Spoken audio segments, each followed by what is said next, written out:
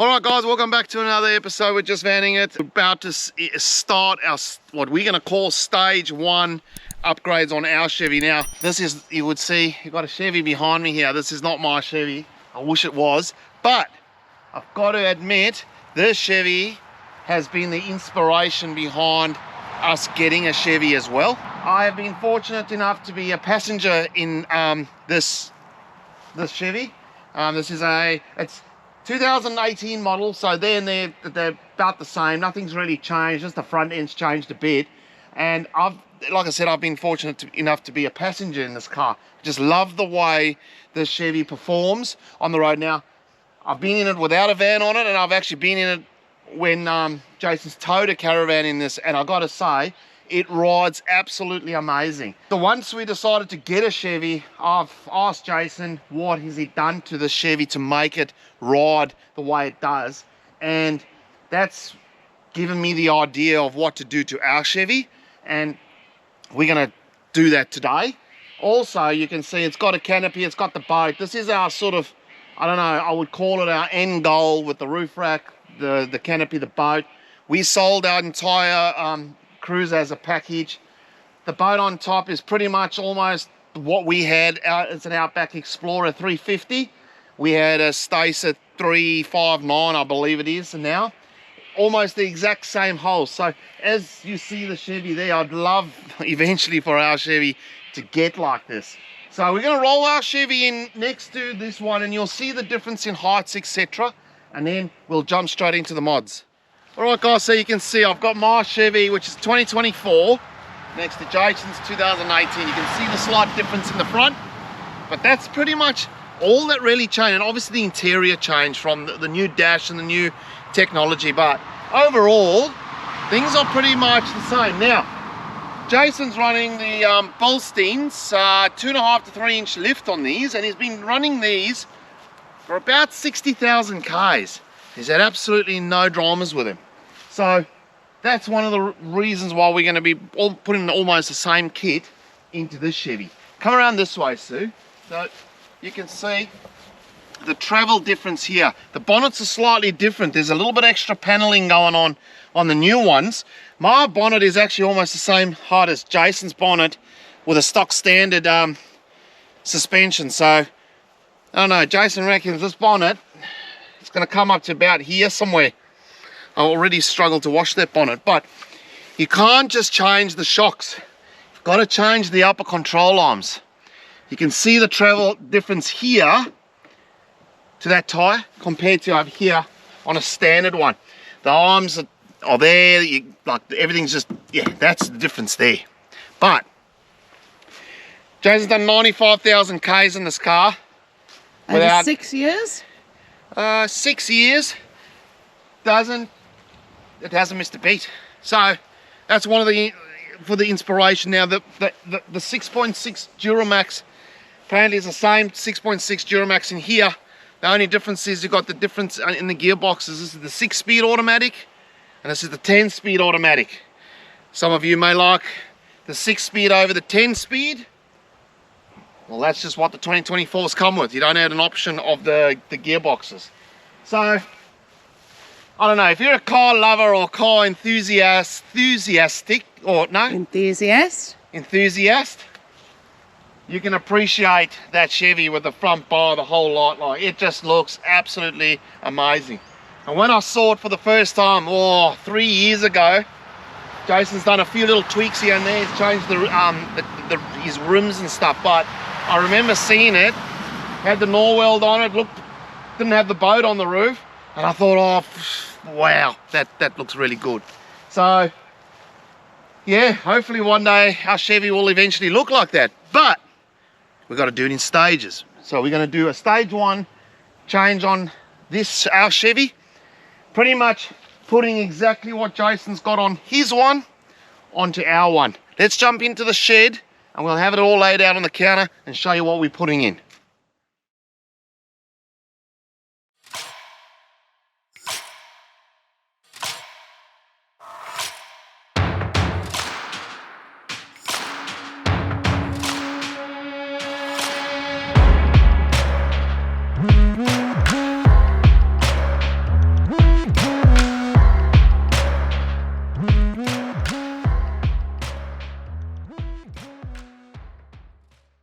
so we're in the shed now, and I've displayed everything kindly here on the bench, just to show you what we're doing and what we're putting into the shed.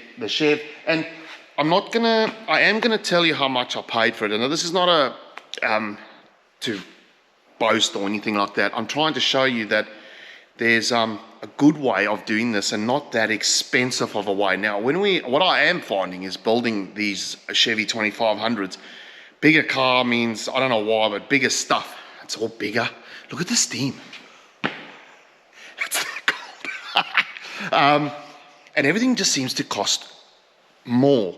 But, come over here, Sue. So we'll start here. So we've got to put the airbags in the back. Now, what we're actually trying to achieve here is to stop the porpoising of the car. Now, we said that it's a great car that you could buy off the floor and you could drive straight away, hitch the van, and you can just hit the road without doing any modifications. That is true, but we've done just a tickle over 5,000 Ks now, and we're finding on the back roads the car is porpoising a lot. Now, there's a few ways we can fix that, and unfortunately, everything sort of comes together to fix that situation. The shocks on the Chevy are just Rancho shocks. We'll put them side by side in a minute, but we're gonna put airbags in the back. So this is gonna hopefully help us in the future, or whatever we do on the back of the Chevy, boat, etc. like that. Nothing's been planned yet down that route, but we've got airbags that are just gonna be manually aired up and aired down. Now, we don't have a compressor on the Chevy, but on our zone, because we've got airbag suspension, I actually have an airbag sort of outlet right up at the drawbar of the caravan. So I could just possibly plug my, what do you call them, deflator or inflator in there, and I can up and down, and we can set the ride height of the Chevy for now. And then hopefully down the track, when we eventually start building possibly a canopy of some sort, we will put on onboard air like we had in the Cruiser, and then I'll be able to just do everything from inside the car. But anyway, so we got a set of, I think they're called poly air airbags.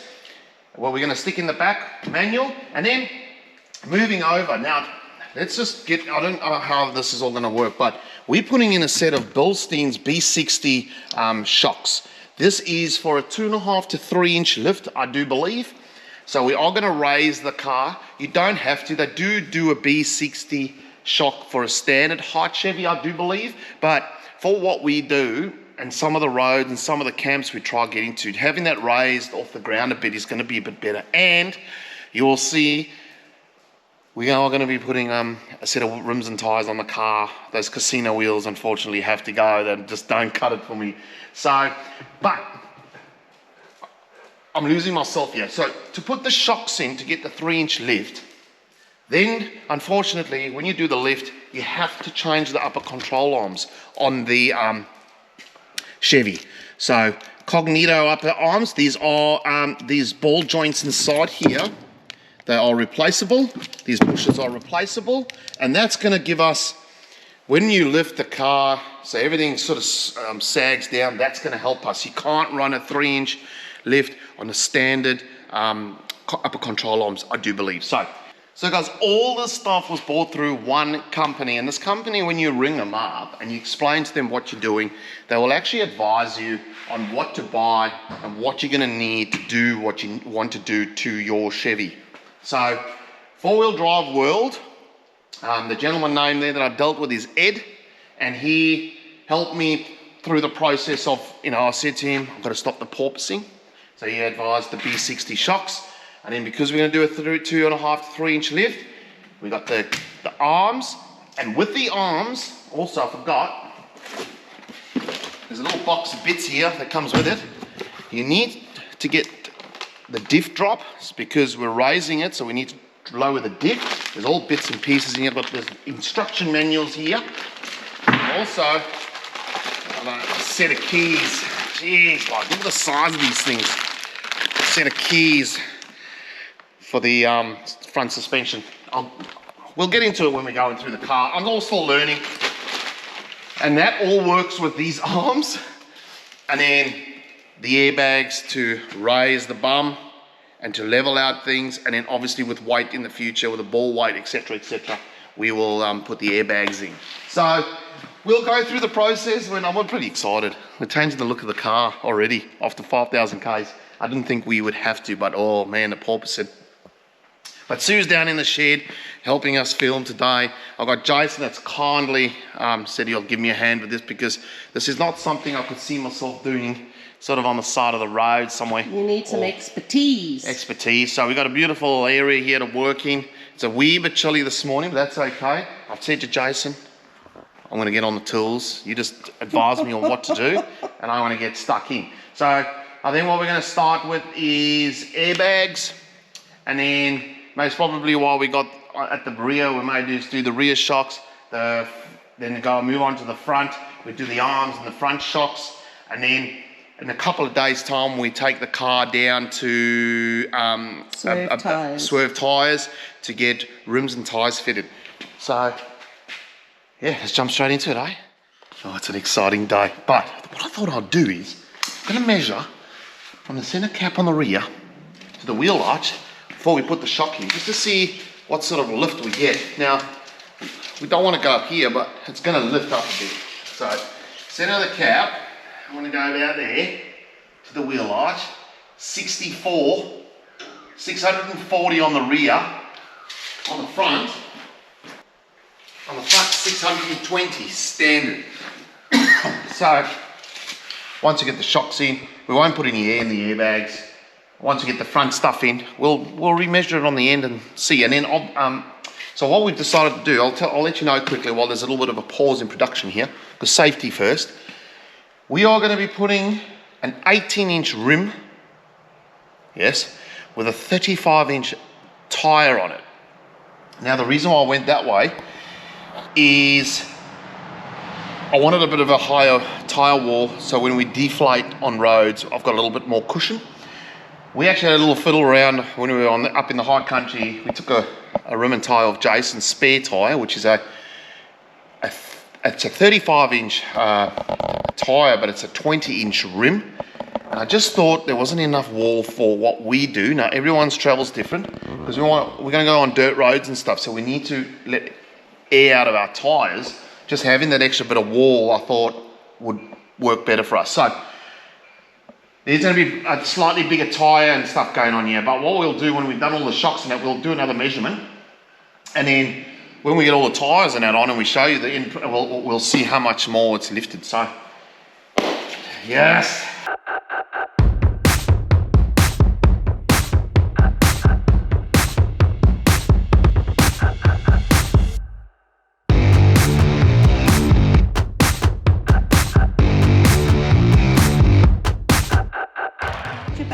Get your back into it, love. Yeah. Come on, get your back into it. I said I was going to get on the tools. I'm on the tools.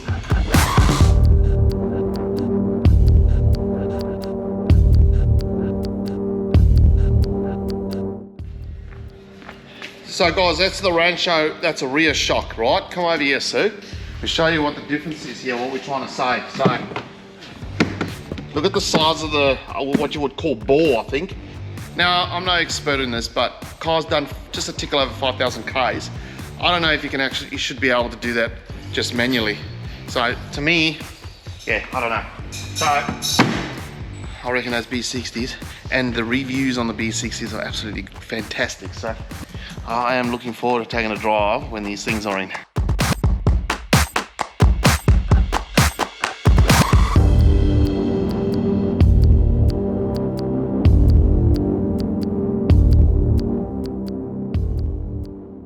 All right, so I don't know if some of you may have watched when I did my cruiser, when I did the shocks, it took me 13 hours. A lot of you said I should have used Loctite and all that. So we're doing it right. We've got a little bit of Loctite here. Doing it right, using the Loctite. And we are cruising at a good time speed here, I've got to admit. Now, this has to go up and on and over, like Jason said. I'm only just listening. I'm almost like the apprentice here. Oh no, I've made a muck of this. Yes, there you go. All right. And what we've done is we've married one up on that to get all the brackets in the right place, the spacings in the right place, and then we're just doing it opposite on the other one, so it's all done. A little bit of Loctite on this one, and then we're going to tighten it up.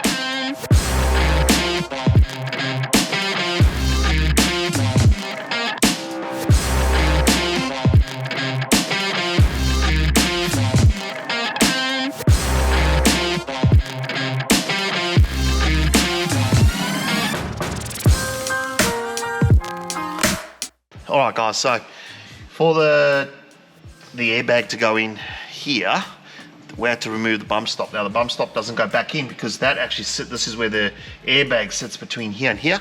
So yeah, we're just gonna crack on. The other side's already been done. We're honest people, we did the other side first. That's all the side that's got the exhaust on. There was a couple extra little bits there, like the exhaust shield and stuff. So we've learned from that side, and then we're gonna do this side.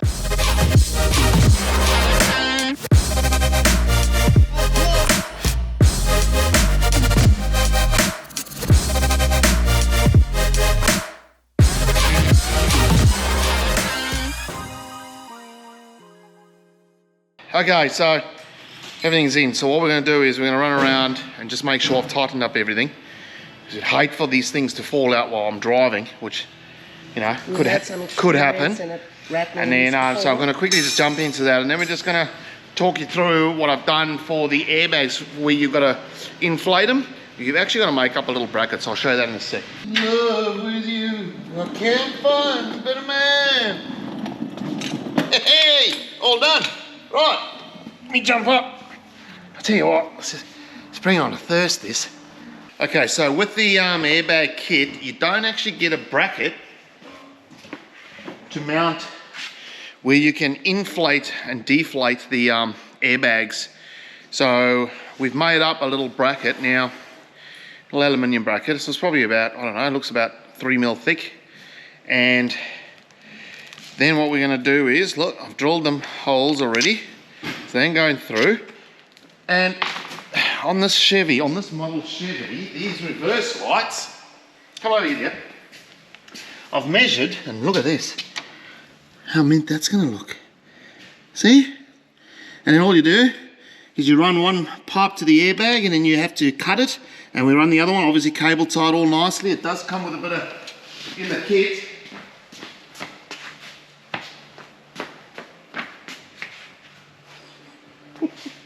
kit, you get a little bit of corrugated.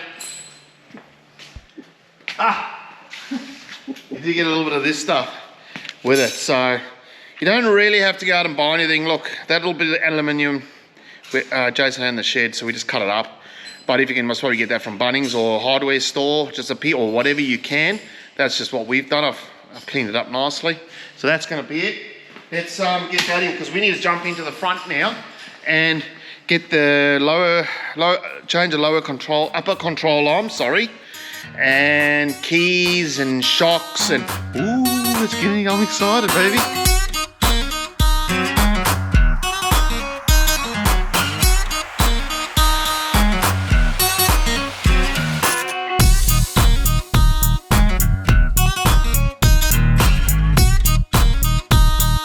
Woo! There's a bit going on out the front. It's the first time I've actually, you know, looked at the inside of this. Look at this is massive. Oh, I've got to say something too. So, in the beginning of the episode, I said Jason's done 95,000 Ks on that Chevy, but most of that is most probably towing, caravan, boat, whatever he does with his Chevy. And he's never changed his disc pads on the car yet. That's what, apparently on the forums in America, that they run 160,000, is it miles or Ks? Miles before you actually have to change the pads on these things. And on the computer inside the car, it actually gives you a percentage of how much disc pads you actually have left. That's crazy. All right, guys, safety first, like we did on the rear. We've got a stand underneath the chassis there, plus it's on the jack, right? Now, because we've jacked this car up, you can see how this arm is sort of sagged down. And the funny thing is, we're most probably not too far off of where the car's actually gonna sit. Now, the reason why you've got to change the upper control arms, I believe, this ball joint in here, you can see on the angle, so can you see that? Look at the angle of that ball joint sitting at. That's not good for the ball joint. I don't know, get it from the side. It's articulated, is that the right word to use? Look how skew that arm is compared to that ball joint. Now the new arms we're going to put in, the Cognito ones, that fixes that. So the ball joint sits nice and straight. That obviously is good. So, Well, would take the tension off it, wouldn't it? yeah, well makes it run better as well. And we've got a diff drop to put in as well, which again will help with the ride comfortability, I'm sure.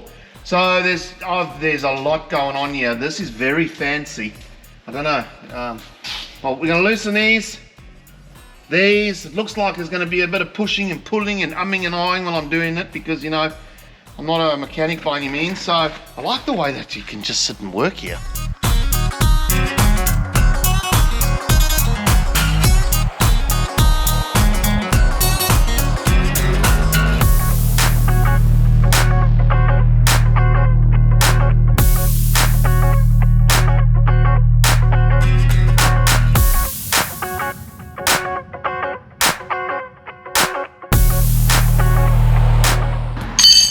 All right, just to mention, we've used a bit of wire to tie this because we're about to take this ball joint out. We don't want the whole thing to drop. Also, on this camber bolt here, we've made a little mark just so it gives us a rough idea on where to put everything. Now, when you do something like this, you definitely need to go and do a wheel alignment. So we'll put everything on here. Couple days time, we take it down to Swerve tyres. We're going to have the tyres and new rims fitted, and then book it into a wheel alignment, take it straight in. It's probably going to drive a bit wonky, maybe things might be a bit out. That's okay, we understand that. And then we'll get it all aligned, balanced, and she should be all good to go. So let's get stuck into it.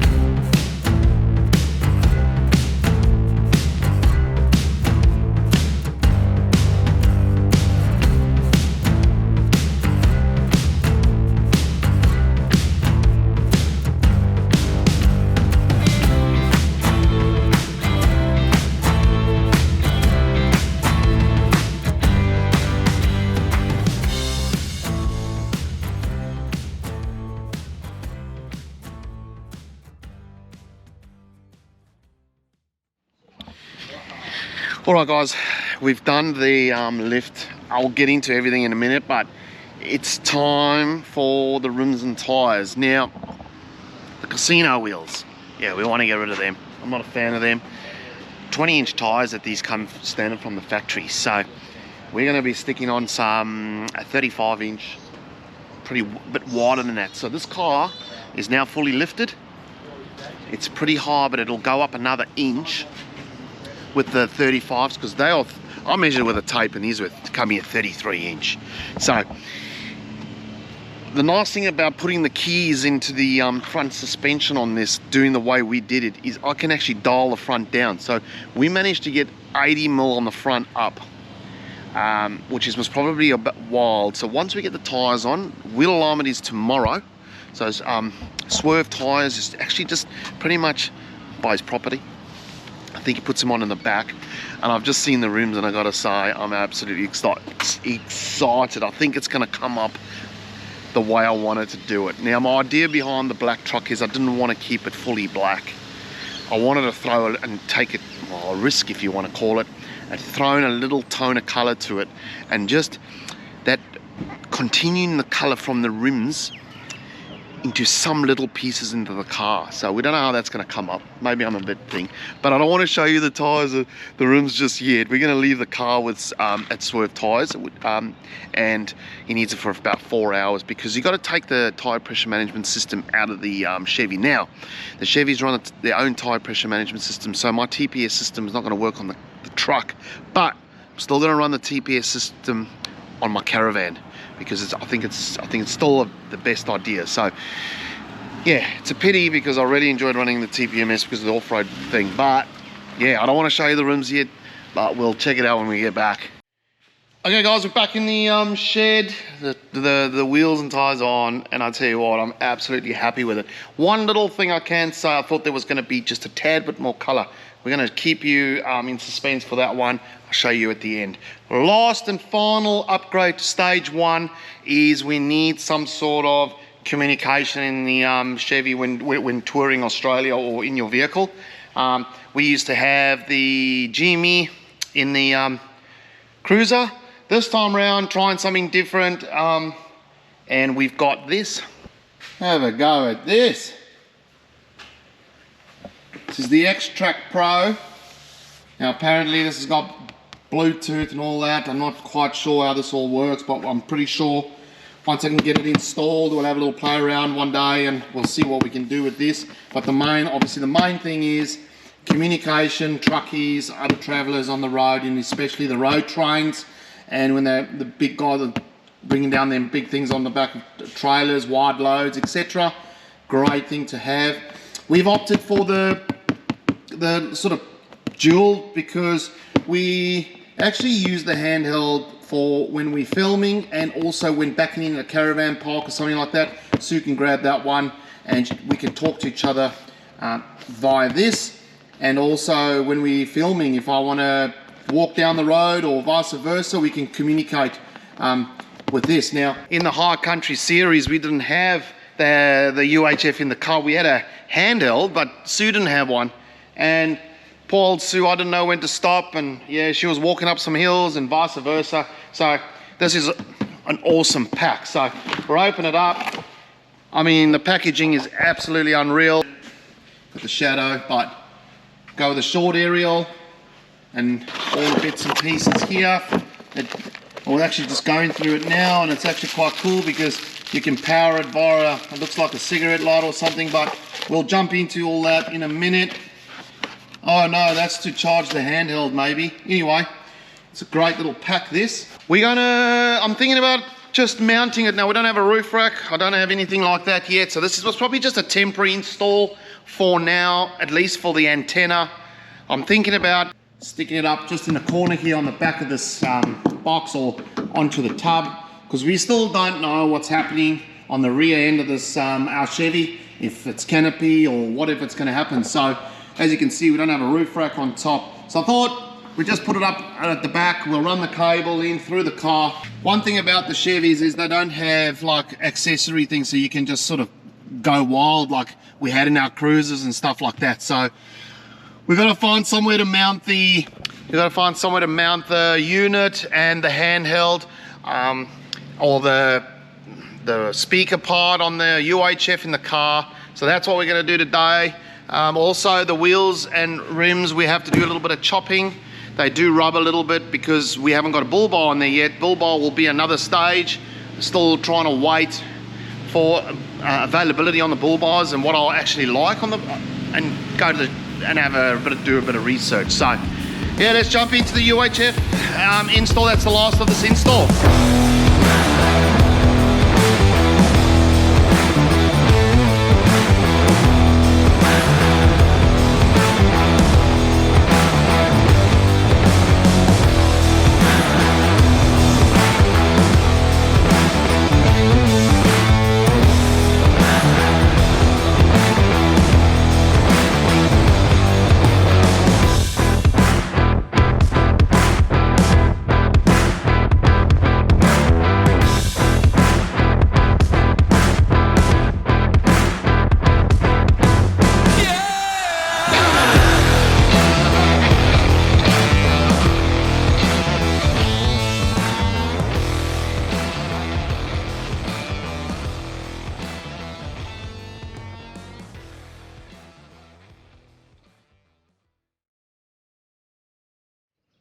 Alright guys, it's been a hot minute since we've done our sort of suspension upgrade to Black Angus, our Chevy 2500, and the reason why we waited a little while is I wanted to actually tow the van with it, do some kilometers. So we've done about 3,500 Ks since we've actually done the mods to the Chev, and I can comfortably report back that the Bilstein B60s has helped massively on the porpoising.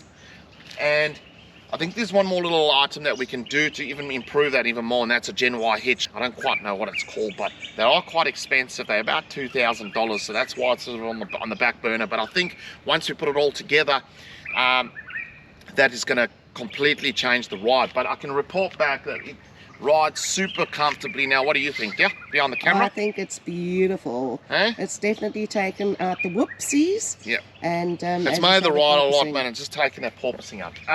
Just a quick touch on the rims. You can the wheels, the rims. You can see. I thought they were a little bit more grey than that, like a lighter grey.